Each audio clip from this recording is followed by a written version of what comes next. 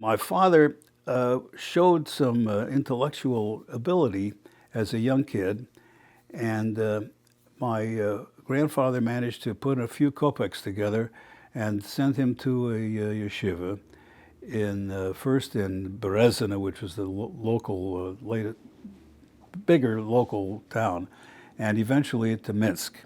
And he went to yeshiva in Minsk until he was 16 years old.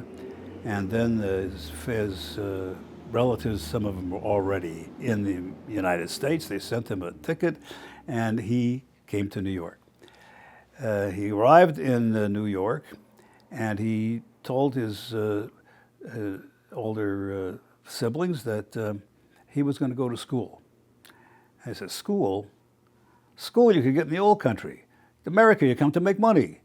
But he didn't listen to them. He went to school anyway. Went to a public high school in New York, and he learned English. Learned it very well because later on he wrote books in English about Judaism.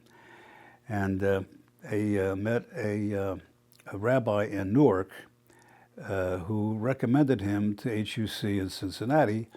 And so eventually he did go there. He did not graduate from high school because he had to support himself while he was going to school.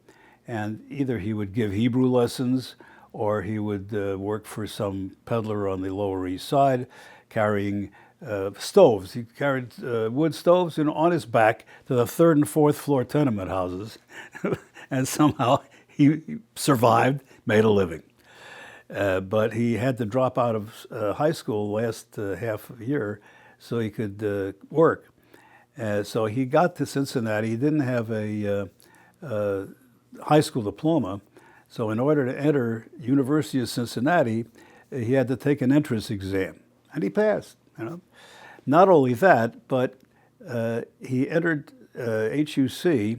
He had more traditional information from the yeshiva in Minsk than some of the faculty members at HUC. They had a different background. So they put him to work while he was a student there, tutoring other students. And one of the students he had to tutor was this girl from Portland. And she soon found out that they would admit her to classes, but they were not about to ordain her.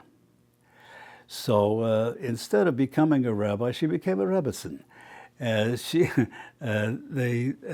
had a marvelous relationship. He graduated, he got his diploma and his ordination in, June of 1912. And later that month, they went to Portland and they were married there.